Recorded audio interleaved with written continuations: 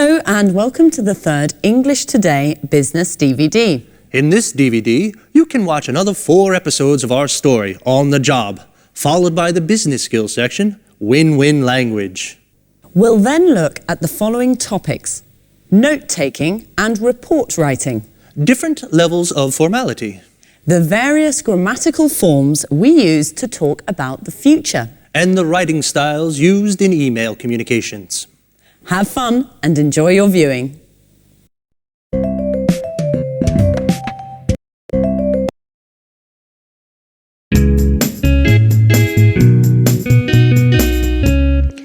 I've called you in today to bring you up to speed on our new cookbook series. Anne's going to take notes, from which we'll then develop a detailed outline of the work in progress and then set the deadlines. So Gary, which authors have we contacted? We've got in touch with Jones, Bradford, Smith, Fox, and Grant. Unfortunately, we haven't been able to contact Tchaikovsky. I think he's abroad at the moment. What? Sorry. Could you spell that for me, please, Gary? Certainly. Chakoswski. He's one of our Russian collaborators. Couldn't we get in touch with Parker in his place? What do you think? He's worked with us in the past. It's a good idea. Unfortunately, I haven't got his number. I think I have it in my old appointment book. Let me just make a note of that so I don't forget. What's the news on the contribution so far? Have the authors started sending in material? Yes, and I've already begun editing the first batch. Excellent, Anne. You'll also have to take care of researching the images. When you've got those, you can send them along to the graphics department for page insertion. Let's move on to the typography. Rachel, have you seen the first batch of proofs we got from Montex today? Yes, Mr. Stevens. Great work, I must say. It seems to me that they've done an excellent job. Good. So it looks like we can trust them with this edition. Let's get a bid in immediately. Take note of that, Rachel. Yes, Mr. Stevens. I'll call them as soon as we finish this meeting. One last thing. We haven't found a title for this series. Do you have any ideas? Come on. Use your imagination. I want something original, something catchy. Nothing? Okay, then that's your first task. Do some brainstorming to come up with some ideas, and then we'll go through them together. Why the long faces? There's nothing to worry about.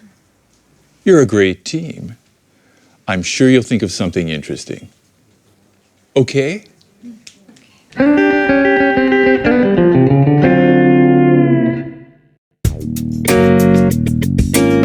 The purpose of today's meeting is to discuss the Smarty marketing campaign.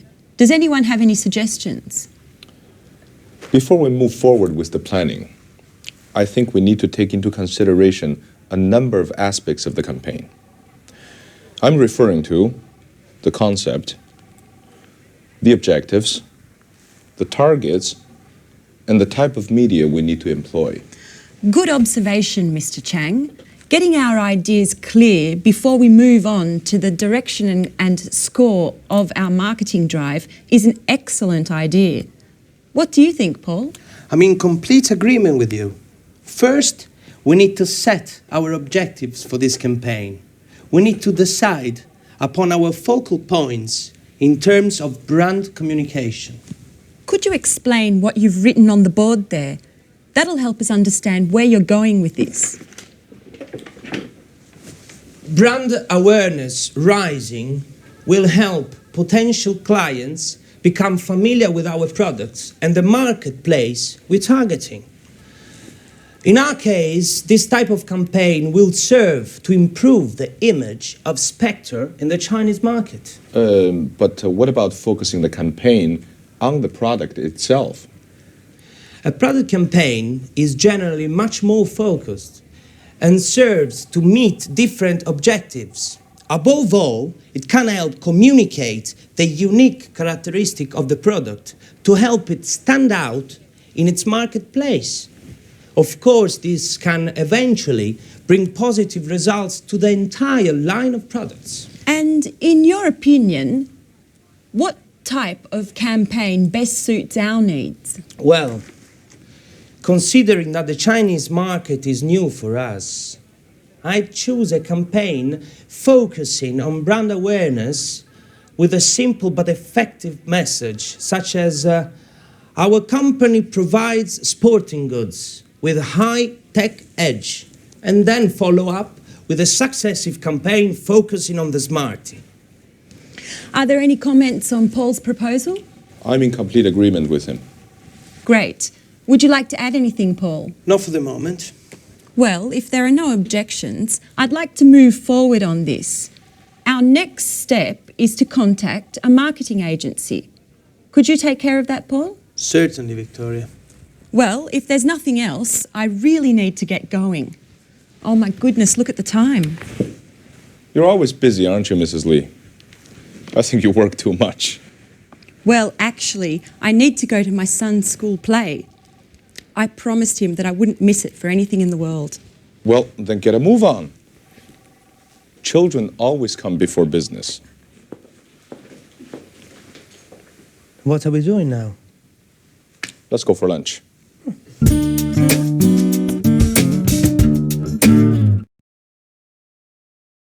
Good, so there you saw two different meetings. And now let's talk about report writing after meetings, because it is important. You have to keep a record of things that happen in meetings. But it's not easy, and people are usually very bored with writing reports. So I want to try and give you a few tips of how to improve your report writing. So let's use the screen. Now, obviously, the first thing is you have to identify the speakers, know exactly who is in the meeting and what their position or job is. Now, the second thing is to write brief summaries of the main points. Now, it's important to keep these brief. For example, Victoria's meeting. Let's think about that. Can you remember the content of that meeting? Well, we could say that the main points were, number one, brainstorming on the Smartie marketing campaign. That was the general activity at the beginning. So the first thing was brainstorming on the Smartie marketing campaign. Then the next important thing was setting objectives for the future steps. The third thing they talked about was the brand awareness of the campaign for China. That's the third most important thing. And then after, the future plan was contacting the marketing agency. So from that meeting, there were 4 main points to be recorded. Now, try to remember to keep your notes concise so that people can read them quickly. You don't want to have to read pages and pages of reports. There's no time, all right? Keep it concise. Then try to highlight, and this is very important, highlight the decisions made and the conclusions, because that's more important than saying what has been said. We want to know the conclusions, we want to know the decisions taking. And another important thing, probably the most important thing, is the action that is going to have to be taken in the future. So what are the actions to be taken, all right? Then, immediately after the meeting, try and write up your notes as soon as possible, because otherwise you tend to forget, all right? So as soon as possible. Fantastic. Now, how do we organize the report? What's the layout like? Well, it's really quite simple. You have an introduction where you state the relevant old business and also the new business. So that could be your introduction. Then in the main part, you specify the main discussion points of the meeting, as we mentioned before. And then in the conclusion, in the summary, you talk about the decisions and about the actions. So that would be an efficient report, not too long, the most important decisions, the most important conclusions and actions for the future. All right? Now, often in reports, we abbreviate language to make, again, the report shorter. And I want to look at some of those common abbreviations with you now. Look at the screen. EG means, for example. IE means that is. ETC, very common, is etc. C.F means compare. C or CA means about or approximately. NB means note, take note of this. Approximately. DEPT is department. Which is EXCL, means excluding. IMP dot is important. INCL means including. LTD is limited, often to describe companies. NO is number. P or PP is page or pages. PROBS, PORBS, PROBS, problems. RE, with reference to or concerning. REF is reference, just reference. V dot is very, and S/T is something. Now, these are very, very common abbreviations, and you can use them freely in your reports. It shortens the task. All right, so remember, when you're writing reports, keep it short, keep it concise and to the point. Concentrate on the decisions taken, the conclusions, and the plans for future actions. All right? Well, thank you very much, and we'll meet again in the next lesson. Bye.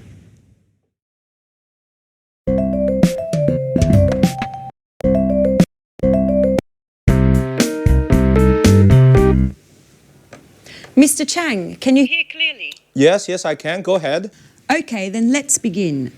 So, Paul, how's the marketing campaign coming along? We're putting together a complex communication strategy that's going to leverage different channels, from TV spots and radio jingles to magazine runs and banner advertising on the internet. The internet. Are you sure that'll bring about results? Absolutely, Victoria. The internet has enormous potential.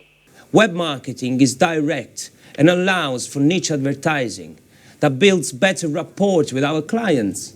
Isn't that right, Mr. Chang? Yes, even if it's true that not all Chinese families have a broadband connection like you do here in the West. The internet is still very popular in China, especially with the young. Internet cafes of all sorts are opening across the country, and according to the Chinese Information Technology Ministry, the number of avid internet users has already reached 120 million. Wow, I had no idea there was such a boom in information technology. Oh, yes. Technology has become the determining factor in the economic and cultural development of the contemporary Chinese society. Above all, it's young adults who are influenced by these new communication media. 60% of web servers in China are between the ages of 18 and 26. Words such as forum, blog, email, and chat have become part of their everyday speech. I think we need to focus our efforts in this arena to successfully market our products. As a matter of fact, not only am I working to develop a graphically attractive site with plenty of content, but I am also contacting major internet portals to post animated banners. I am also looking into other means of reaching a much more clearly defined niche by target advertising through news groups, mailing lists, chat rooms and forums. I'm even thinking of launching a viral marketing campaign. A viral what? Sounds like a disease to me. Viral marketing is a marketing strategy that induces users of certain internet sites to promote products to other surfaces, like a virus. In this way, exponential visibility of our message is possible.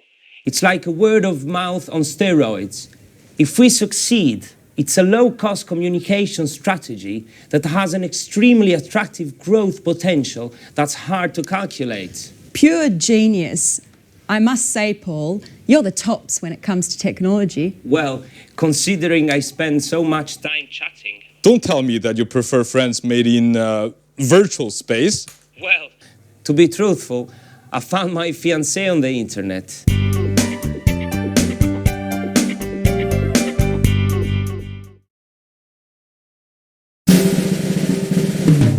Gary, did you get that email problem fixed? Yes, I did. I set up a new account for you. You only have to create a new username and password. How do I do that? I'm hopeless with computers. I know you are. In fact, by now I've lost all hope with you. But you really do need to try to learn. I mean, email and internet are indispensable in this day and age. I know, Gary. You don't ever get tired of repeating that. I must admit, I'm a Luddite. How I miss the days when you wrote letters by hand and visited the library to do research. Everything's changed now. I think I've done well to learn to send and receive emails. Speaking of emails, I noticed what you were writing to the authors, and if you'll permit me, Rachel, your emails are much too stuffy and formal. They don't fit in at all with internet jargon. What are you saying? I'll give you an example. When you start off an email, you use, "We'd like to inform you that." It's quite old-fashioned, you know? It's better to write, "Did you know that?" Or another example, when you need to make an excuse, you begin, "We regret to inform you that." It's much better to use something like, "Unfortunately, we can't." It's less formal, but at the same time, more professional. Email needs to be kept simple and to the point. Use abbreviations as often as possible and keep phrases short. If you're writing to someone you know well, you can even add an emoticon. It's always a pleasure to get one. An emoticon? What the devil is that? You're so old school, Rachel. Emoticons are those little faces that you can make using keyboard characters that show how you're feeling at the time. Okay, Professor. I'll try to simplify and use a more colloquial tone when writing. Perhaps I'll even put in a smiley. It's not difficult. You'll see. Just let the magic of the internet transport you. But remember to use netiquette. You're talking like a computer manual. What is netiquette? It's good manners on the internet. It's the rules of the road, of the network. Rachel. You really do need to get some practice, don't you? I've got an idea. Why don't you let me sign you up for a forum? That way you can learn the rules of the road and the lingo as you surf. Speaking of which, do you like music? Huh? Music? Yes, very much so. Great. Then I'll add podcasting sites to your favorites, so you can download podcasts and maybe even burn them to disk. Stop, Gary. Oh, you're driving me crazy. I don't understand a word. Besides email, I have no desire to learn any of it. None of it. Do you understand?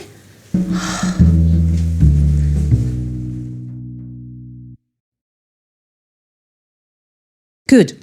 Now, before talking about email writing, I want to talk about another concept which we've already looked at before. It's when we use formal and informal language in English, because often you have to choose and it depends on certain factors in the conversation. So let's look at the screen now to help us with that. Now, one of the first important things to remember when you're choosing either formal or informal language is the function. What do I mean by that? What I mean is, what is the purpose of the conversation? Because if you are asking your boss for a favor, now that's quite a tricky situation, so you need formal language. But if you are asking a colleague or a friend for help or assistance, then that's a more informal situation, so you need informal language, okay? That's the first thing, the function. And then also the domain. That means what is my position in the conversation? What is my role? What are my rights and responsibilities? Because again, if I am speaking to my boss, then my language will tend to be more formal. If I'm speaking to a subordinate, that my language will then tend to be more informal. All right, but let's look at some examples for you to understand better. Now, the first one is, look at this. Excuse me, do you think it would be possible for me to have a day off next week? Now, do you think it would be possible? That is obviously high register formal language. And the situation is a subordinate asking their boss, do you think it would be possible? The next example is, Tom, could you give me a hand? Now, you can see could you, it's less elaborate language, it's informal, it's probably a situation between two colleagues, so that's informal. What about the next one? Peter, hurry up with that report. That's interesting because hurry up is an imperative, it's asking for specific action, so in this case it's probably a boss talking to his or her subordinate. Okay? So formal, informal. And in the second scene, where there was Gary and Rachel, Gary was trying to make Rachel use less formal language. And in fact, the examples were these. She wrote initially, we'd like to inform you that. Now that's very formal in English. He suggested this. He said, no, use informal, say this. Did you know that? Look at the difference. We'd like to inform you that, or did you know that? The other example that he drew to our attention was, she said, I regret to inform you that. Regret is a very formal verb. I regret to inform you that. He said, no, use unfortunately. Unfortunately, we can't. So that's very interesting, and we will look at that more closely in another lesson to help you when you're in the process of writing emails. But one more important thing, when you're dictating email addresses, you need to know how to say the punctuation of emails. So let's look at that list now together. The first one, underscore, dash or hyphen. Next, colon, semicolon, full stop, dots, comma, apostrophe, slash, double slash, at, brackets, speech marks, question mark, and exclamation mark. All right, so learn those and practice them. They're very important from when you're giving or you're taking email addresses. Good, that's all about emails for now, but we'll come back to it in another lesson, okay? Bye.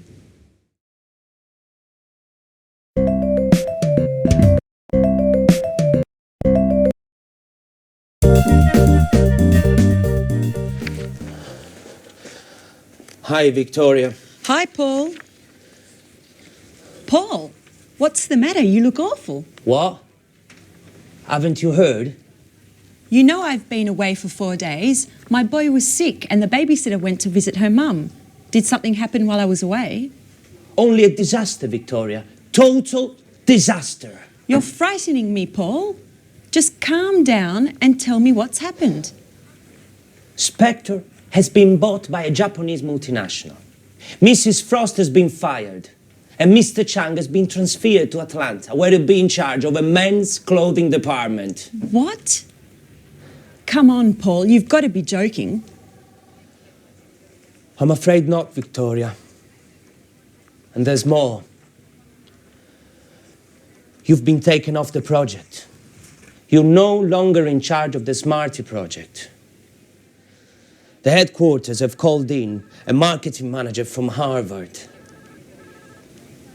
You'll be her assistant. And I don't envy your position at all. I spoke to her on the phone earlier, and she didn't seem to be friendly, to say the least. You know the type, Mr. Know-it-all. As a matter of fact, she's just sent this fax. with their analysis of the sporting goods market and with a few of their tactics. The fax is entitled, "Study this thoroughly before my arrival." Oh my God, but why? Things weren't perfect. Spectre was having trouble, certainly, but they were indicative of a crisis that is being felt throughout the sector. In fact, that's why we launched the Smarty campaign targeting the Chinese market. We were trying to create some momentum, new opportunities. Things weren't going badly.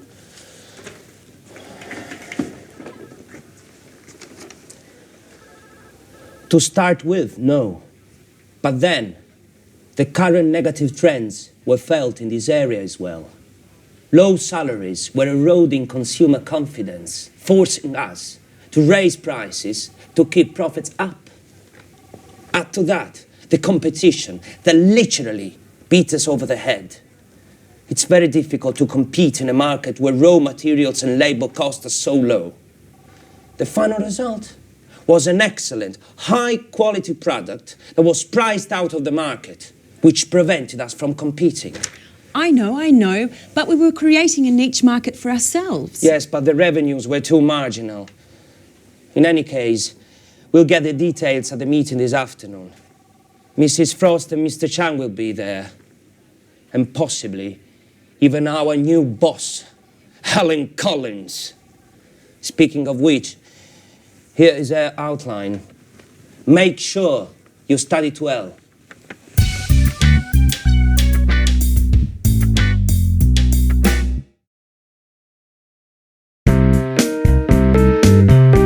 As you know, we're dealing with a very difficult situation at the moment. On the one hand, our revenues are sinking due to price battles with our competition and the fact that consumer demand continues to decrease. On the other hand, our internal costs continue to rise. The result is a significant fall in profits, which has forced us to sell out to a Japanese multinational. It's not a pretty picture. Couldn't we have considered corporate overhaul? Anything would have been better than this drastic solution. Improving company efficiency calls for massive investments that we are just not in a position to make. And with our books in the red, we couldn't move forward with these investments, not to mention the personnel cuts we would have had to endure.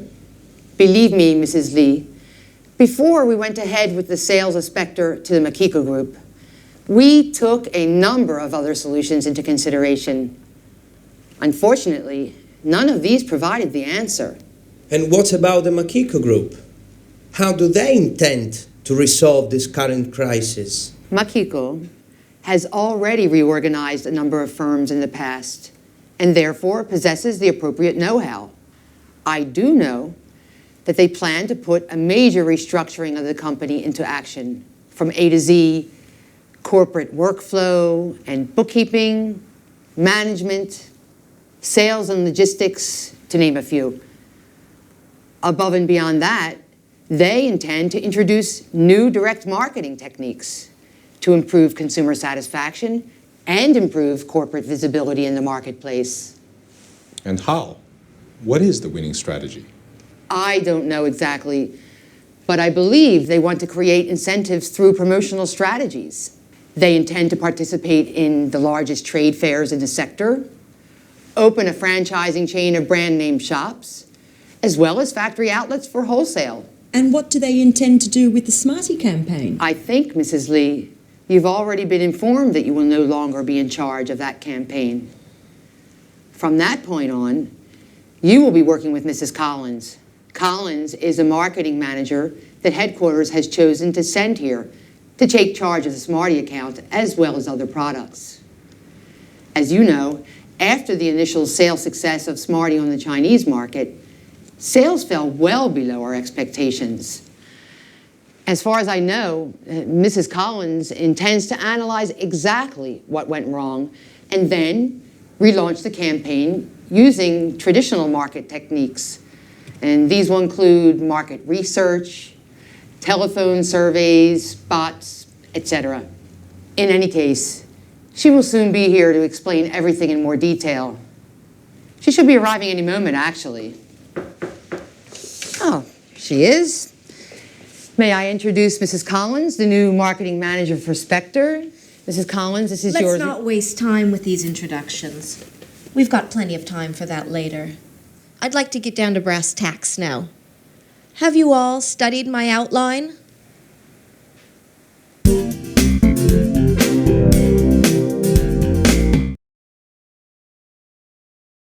Well, that was pretty dramatic news, wasn't it? Big changes for the future. And in fact, that's what I want to look at right now with you, the future, and the different ways of expressing the future. Let's call on the screen to help us do that. Now, a lot of people think that in English, to describe the future, we use will. Well, that's true up to a point. But there are many other ways of expressing the future, depending on the type of possibility in the future that you want to talk about. So let's look at the examples. If you think that something could happen 40%, the possibility is 40%, you wouldn't use will. You would use these verbs. You could say, for example, this could, this may, or this might happen. Or this could, may, might not, the negative, create a problem. You see, these verbs here, could, may, and might, express 40% possibility of something happening in the future. Okay? Let's increase the possibility to 80%, and we need to change the verb. So the example would be, this shouldn't create a problem. So should expresses more 80% of possibility.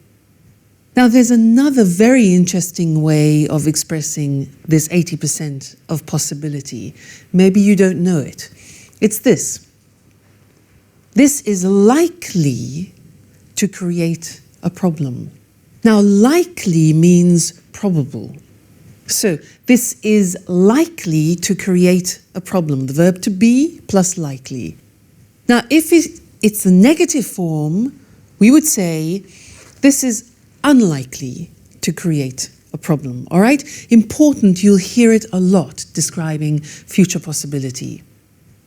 Then if you want to make a very strong prediction for the future, so we're talking about 100% possibility, that's when we use will, because we relate it to a strong prediction. And the examples are, this will create a problem. The negative would be, no, this won't particularly create a problem. Okay, this will and this won't create a problem. And in fact, in the video episode that we heard, the example that Paul said was, you'll be working with Mrs. Frost. That's what he said to Victoria. You'll be working with Mrs. Frost because that's a strong prediction. All right, so that's interesting. Different ways of expressing future possibility. Could, may, might, 40%. Should, likely, unlikely to, 80%. And then will for 100% prediction. Okay, so that's all we have to say for the time being on the future. Remember, different ways of expressing the future. Okay, that's the end of this lesson, and I look forward to seeing you again in the next one. Bye.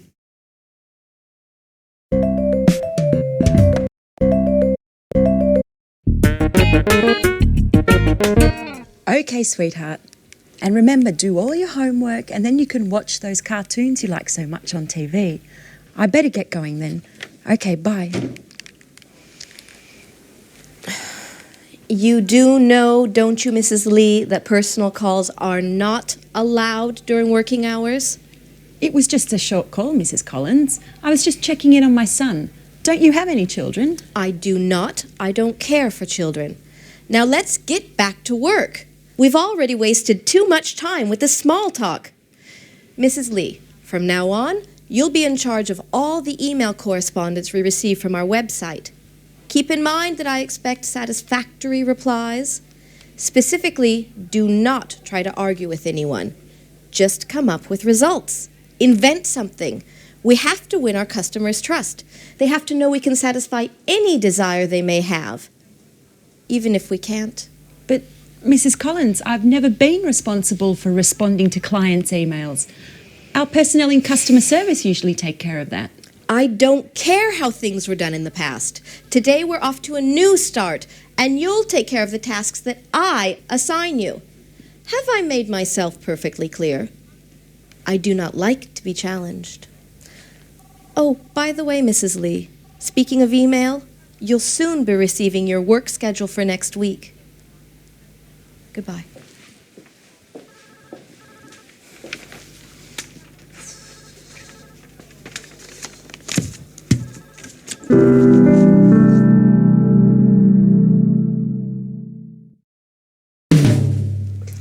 So, this client who just purchased a pair of outdoor shoes would like to receive a Spectre catalogue.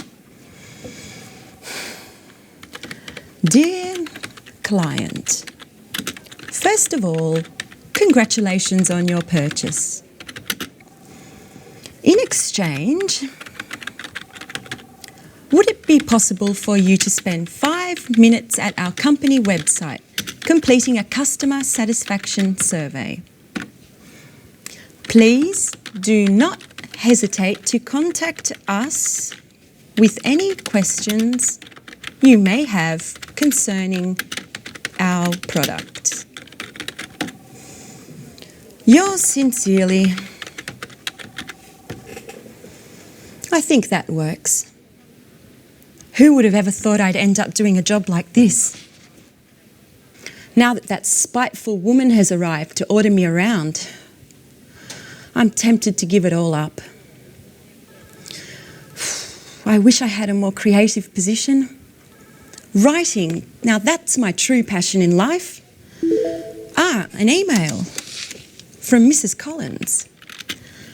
Mrs. Lee, attached you will find your work schedule for next week. Don't forget to keep this in mind at all times. I do not want any more time wasting. She manages to be a royal pain even when writing an email. I don't think I'm going to hold up for much longer. Another email? What the hell does she want this time?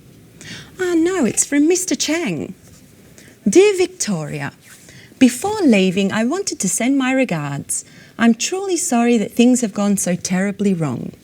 We worked very well together and I highly appreciate the mutual respect we had for one another. I know that between you and Mrs. Collins there's no loss of love. You'll have to believe me when I say that I find her highly unlikable as well.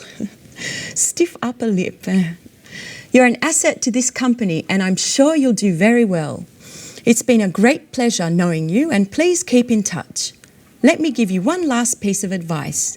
In China, when we are sad or angry, we have a way of relaxing which always works. We close our eyes and have a good laugh. Try it and you'll see that it works. Mr. Chang, I'm going to miss you. He really was a nice person to have around. Let's try his method.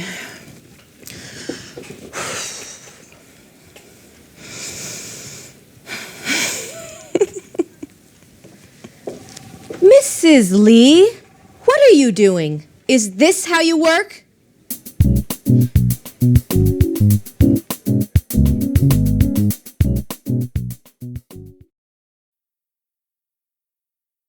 Emails, emails, emails. And that's what we're going to talk about now. Because when you're writing emails, you need the flexibility to be able to move from a formal style of writing to an informal style of writing. Because if you're writing, for example, to new customers, new contacts, to your superiors, where there's a distant relationship, then you need to use formal language. If you're talking to colleagues and friends, with people with whom you have a well-established relationship, then you can use informal language. But you need to be able to move from one to the other with ease, and it's not so simple. So I'd like to give you some examples of differences between formal and informal expressions that we very often use in emails. Let's look at the screen to help us with this. Now, look at this example here. Very often we might begin an email in a formal way with this phrase. Further to your email of the 7th of July. Notice, further to your email. Now that's formal. How would we say that informally? Well, we would just write your email of. R-E, your email of. That's the informal way. Now, you try and guess every time the informal way, I will give you the formal way, okay? I apologize for not answering, but... You see, that's very formal. I apologize for not answering the gerund, but... What's the way of saying that in an informal situation? Yeah, you could say just simply, sorry I didn't answer, but. All right? Sorry I didn't answer, but. Next one. I'm writing with regard to the invoice of blah, blah, blah. I'm writing with regard to. How can you make that informal? Okay, we could say something like just a note about invoice 7, for example. Just a note about. That's informal. Next one. I'm delighted to tell you that we won, for example, the business. I'm delighted to tell you is formal. Informal? You could say just simply, good news. We won the contract. All right, good news. Next one. Again, very, very formal. I regret to inform you that I regret to inform you that. That's a formal verb, regret. What can you say informally? Just simply, unfortunately. Unfortunately, we lost the business. Okay, so you can see the difference. Very often the informal is much shorter and more concise and more familiar, obviously. Next one. Please find attached. Now that's when you're sending documents. The formal way usually is, please find attached documents, blah, blah, blah, blah, blah. Informally, yes, you could say, I've attached the following documents, blah, blah, blah, blah, blah. All right, next one. I'd be grateful if you could. Now, here are 3 typically formal expressions that we use very often in emails. Listen to these. I'd be grateful if you could. I wonder if you could. I wonder means it's a thinking process. Do you think you could? Now, English is full of very polite language, and that's an example. How can you make those less formal? Yeah, simply by saying, please could you, or please can you, right? Next one. Do not hesitate to contact me should you need any further information. Now that is a classic phrase that we use in emails. Do not hesitate to contact me should you need any further information. It's formal. How do you make it informal? Well, we could say, let me know if you need anything else. Quite simply, let me know if you need anything else. All right? Next one. At the end, often, of emails, you could say, I'll inform you on any developments. I'll inform you on any developments. Let's make that informal. We can say, I'll keep you posted. I'll keep you posted, which is an unusual expression. To keep someone posted, you need to learn it by heart, okay? And the last one, again, is a classic phrase. I'm looking forward to seeing you soon. I'm looking forward to seeing you soon. Informally could be just, see you soon, best wishes. All right, good. So I hope that helps you be able to expand your repertoire of formal and informal language, because it's important for you to give the right impression when you're writing. Good. So that's all for now about emails, and see you again in the next lesson. Bye.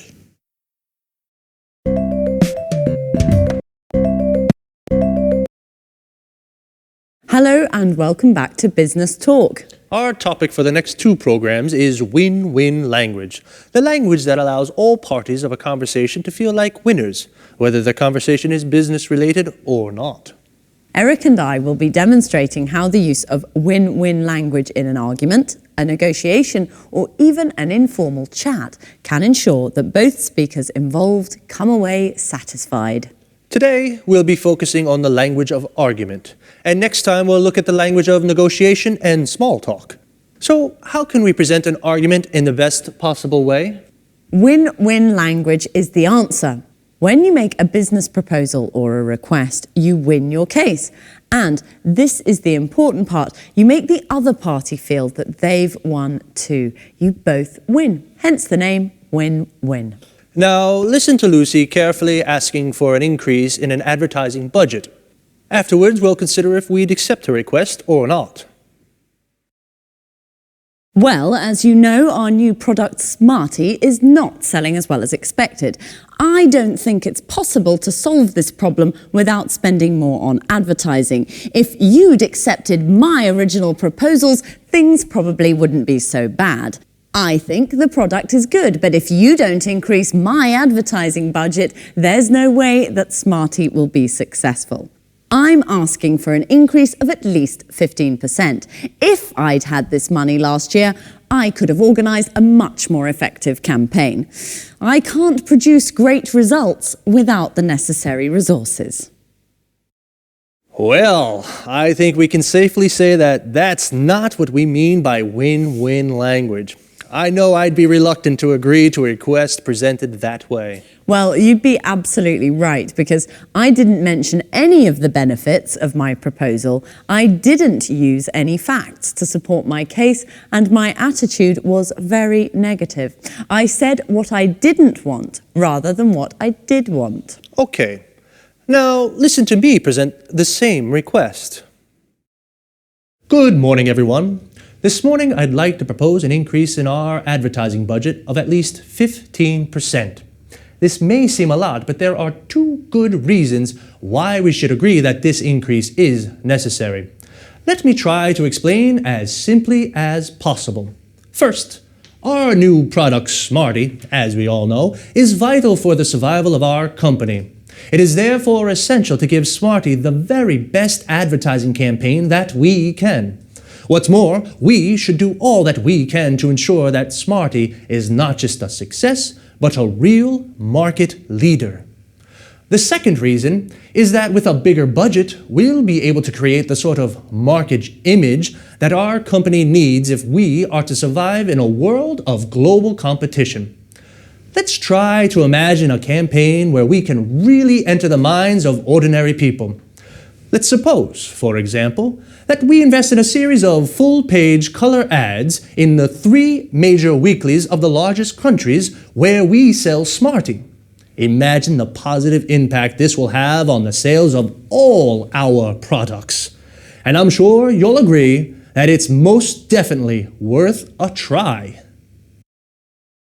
That's what I call win-win language. Well organised, emphasising a team spirit and the benefits of the proposal. Well, yes, I'm sure we'll all agree that my chances of getting that budget increase are definitely higher than yours. Well, that's all from us for now, so see you soon. Bye-bye. Now, let's take a closer look at exactly why my request was more convincing than Lucy's.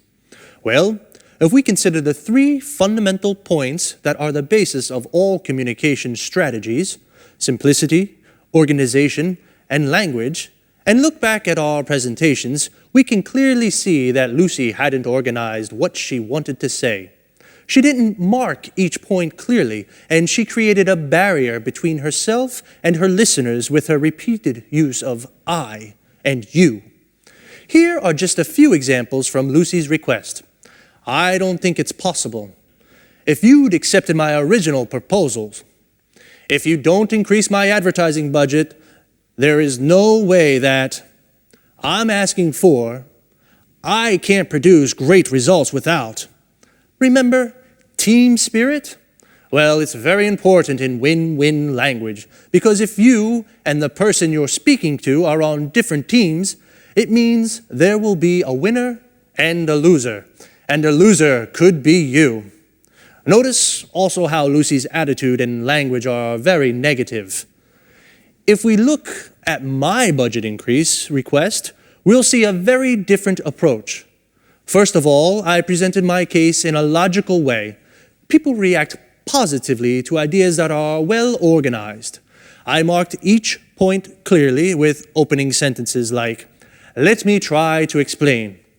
First, it is therefore essential to, what's more, we should. The second reason is that we will be able to. Let's try to imagine a campaign where we can. Let's suppose, for example, that we invest in." These opening structures are very useful. They organize your presentation logically and therefore make it clear and simple to understand.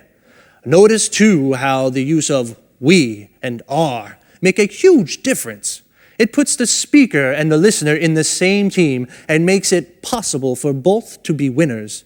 As well as organization, simplicity, and language, here are a few argument strategies to help you win your case. Present your proposal in a logical way. Emphasize the benefits of your proposal. Choose 2 or 3 strong arguments. Too many reasons can weaken your case. Be positive. Say what you want, not what you don't want. Use facts and figures to support your request.